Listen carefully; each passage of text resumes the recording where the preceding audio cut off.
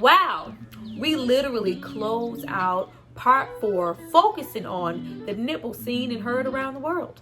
That's where we, okay. All right, Janet.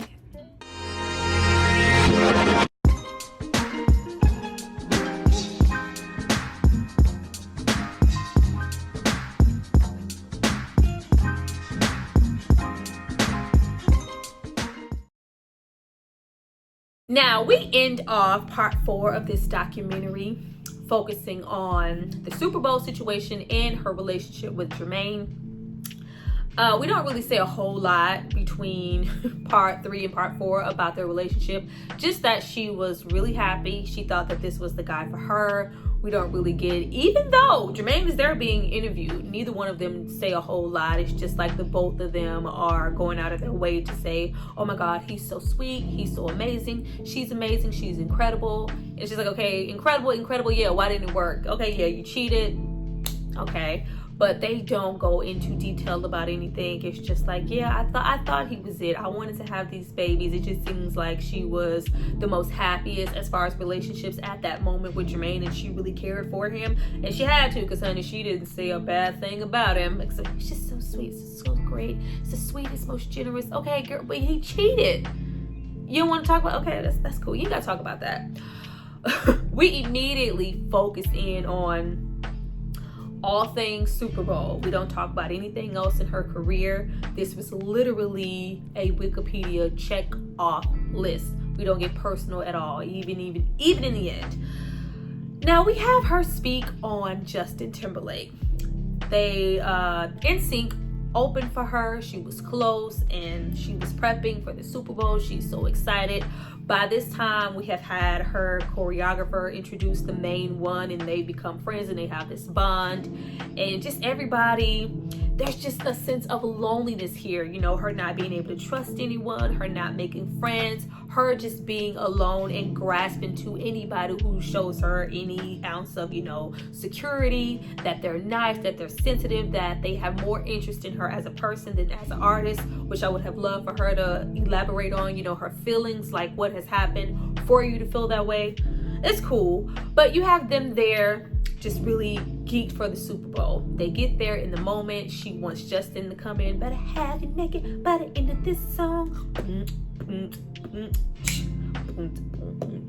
Rock your body. He's supposed to come up there and rock her body. And it's, you know, everybody's watching. Of course, it's the Super Bowl. He goes, of course, and he's supposed to rip a piece, but he exposes the whole nipple, and she is shamed and embarrassed. Now, what I thought was funny was once it came to Justin, she says that there was no issue whatsoever. They actually spoke, and she, you know, do you want me to confess? Do you want me to come forward? And, you know, you want me to stick up for you in the public? Because the media is tearing you down. They're saying she did it for publicity. She's trying to get her name out there. This was intentional. Oh, Lord Jesus, the children. It's a whole big thing. Made it way, whole Nipplegate, way bigger than it ever should have been. She is just so embarrassed and so ashamed, and her career is affected forever. It's almost a sense of her just being blackballed and them trying to erase everything she did in her career before that. Like, when we have her say, like, I just told him no. I just told him to go on with his life and be great and perform, and, you know, I don't want to drag you down with me type of stuff. Like, I don't need you to say anything. I was like, really? I would have never, it felt like, once again, a Band-Aid on the situation. It just felt like throughout, you know, in 10 years, it was never anything. Nobody ever spoke on anything. We've even recent years, we had Justin apologize to her, to Britney. Like, it was like so glossed over. It was, I was embarrassed. I wouldn't do that for publicity. Cut and dry. How were you feeling, Janet? Everything that you had worked for up until that point, it was like it never happened. And you were like almost forgotten about. Like, of course she's never gonna be forgotten about because she's fucking Janet. But as far as her career being as popping as it was before that, it was just almost just gone over one simple mistake, and you have nothing to say about it. Cool.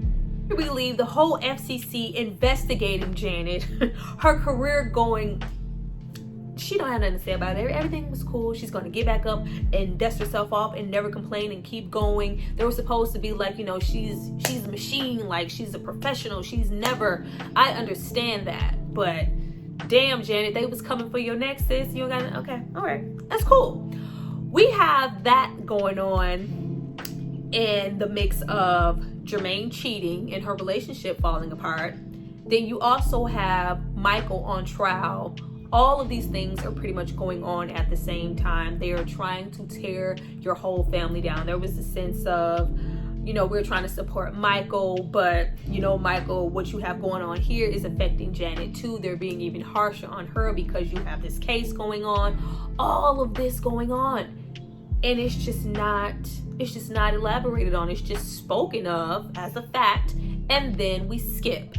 We have all these things trying to tear Janet, her career, and her legacy down all at the same time. We gloss over it, and it's just boom, Tyler Perry. Why did I get married? She was in the movie. Like, it's like, okay, we're here. Oh, cool, we're here. We get into that moment of her acting in that film, and it was sort of a comeback for her. I was not aware of that, but it was, you know, people seeing her in a new light and distancing herself from the situation at the Super Bowl. And we just skip over that and get into Michael's death and his behavior around that time, the last, you know, moments that they spent together, them as a family. I couldn't even hold on at that point because there was so much of the family just being incredibly distant. And Michael being really distant, and these people keeping him that way, and them, you know, really fighting for that time. I remember we were all together. The last thing we said was, I love you. Mom, would you like to speak on Michael? Which was, you know, heartbreak. She's like, you know, I can't, which is, you know, understandable. Like, I was like, oh, Catherine, it's okay. But it's just, I honestly didn't understand what she wanted us to do with that. Like, what do you want us to do with that? Now, there is a strong presence of, you know, he's my brother. I loved him as a performer. I wish he hadn't let, you know, these people take him away, but that's what these people do. And he was distant and he passed, and I'm hurt forever. My family has changed forever. Everybody is hurt and sharing their opinions. But it's just like, well, of course we know that. Why wouldn't you be? But we want to know the other things. And they don't have to be horrible, bomb-dropping, messy things. How did you feel? How did you deal with it emotionally? Even throughout the years in general, your family has been ripped to shreds.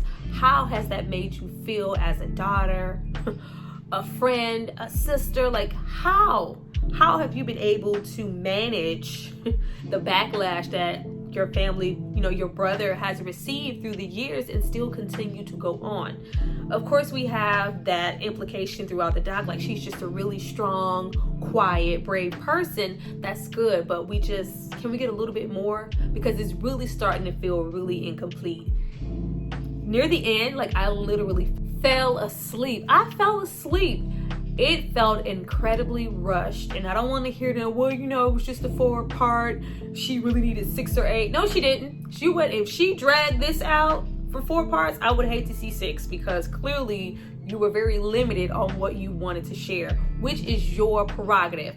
Speaking of prerogative, of course, we wouldn't go touch on one more person. Did they go on Bobby Brown? Did she discuss the Bobby? No, she ain't never going to acknowledge Bobby. We didn't get into any of that. If she didn't want to share, you know, the smallest of the smallest thing, we definitely wasn't going to say if we let Bobby hit it or not, and if Jackie was about her. Girl, the only thing that we weren't going to talk about Bobby. It just felt really rushed. It was like boom, boom, boom, boom, boom. We're trying to get to the end. It really felt like I want to get this documentary done and over with. Now, we close out the documentary pretty much where Janet is now and where she was at the moment of the documentary, her having a new baby, being a new mom. We do not mention the guy she married and had the baby with whatsoever. we just focus on the balance of career and motherhood, and her being really happy and really proud to be a new mom. Of course, we don't get to see the baby. It's just, you know, this is where I am now. We have a really brief moment where she speaks on Joe, and it's like, ooh, tell me more. It was like, well, before my father passed, I'm glad he got to see my son, and we had a conversation about how he was and what he was to us and what it was to be a man trying to raise, you know, a family of 9 or whatever in that time. And she's like, we talked, and you get the sense that they had a really deep talk, and they touched on some really deep shit before he passed. Is she gonna share what that was? Of course not, because it's Janet. So she says what she says a couple of times in this doc. Yeah, I don't want to talk about that anymore. I don't want to share anything else on that matter. And that's just pretty much it. And her still, you know, being able to stomp with the big dog, still being able to perform, still being great at 50. We have a brief moment of, you know, discussing her getting pregnant at 50 and that being some big thing and her struggles with that. It just really didn't amount to much. I was really even getting irritated with the celebrity interviews there. I swear it just seemed like everybody got on and pretty much said the equivalent of, oh, the bitch is talented, the bitch can dance, she can dance. Okay, do you have anything else to say on the matter? Like, we didn't have anybody who really knows her. Besides the few people that we got in part 1 and part 2, I don't need to hear from Samuel Jackson and Tiana Taylor or Janelle Monáe, Missy. Like, they're not saying anything. You have worked with a lot of these people. They're not really elaborating on you as an artist or their experience with you as a person, as a mother, as a dancer, as a creator, as a performer. Just like, Janet, don't ever give up. Janet's good. Props to Janet. And she's inducted into the Rock and Roll Hall of Fame. And we hear a couple of things from Questlove and her career kind of being revitalized due to the uproar, and, you know, things have changed. Now we have social media. She deserves an apology. The Nipplegate thing was a bit too much. Free Janet. And the weight is lifted, and she feels like, I'm accomplished now. Like, I did what I set out to do. I'm a beautiful mother, and I'm in the Rock and Roll Hall of Fame. What more do you want? I love myself. I love my brother. That was it. Now, we literally closed out with me feeling really empty and not feeling any closer to Janet than I did before I watched the documentary. We did not spend any real time on her as an artist, her revolutionary ass sex appeal, her style of singing, her stage presence, how commanding she is as a performer, her dancing, her being like the best female dancer ever. We didn't spend enough time on her influencing the girls. She has influenced so many people. So many people were influenced by her, bit off her style. They're still doing and doing stuff that she did back then. How amazing her videos were, how ahead of her time she was, how much she switched up her style through every decade. She was a new goddamn person, kept reinventing herself. Her being able to be really universal and touch on everybody as a Black artist. Everybody can't do that. Like, we just didn't get it. If you wanted it, it's not here. It's not here. But maybe we'll get it one day. Well, you guys, that was my review on the Janet Jackson documentary. I hope you guys enjoyed it. I cannot honestly, with a true face, say, oh, I enjoyed this documentary. It was so good. I will watch it again. I feel real close to Janet. I do not. I just kind of feel like at this point, like, what was it all for? I believe at the time, this was supposed to be just them recording her at that moment in her life where she was kind of coming back. She had just had the baby in tour life, just trying to, you know, see where Janet is at that moment. And it kind of got fleshed out into this full-blown documentary and, you know, the footage and stuff. It should have stayed where it was, because clearly she was not and still isn't ready to share certain parts of herself. And she might just be a private person, and that's okay. Be that private person. But if you're not gonna share, girl, and you're not gonna open up and give us a little piece of Janet, I don't want none. I see you guys for my next review. Bye.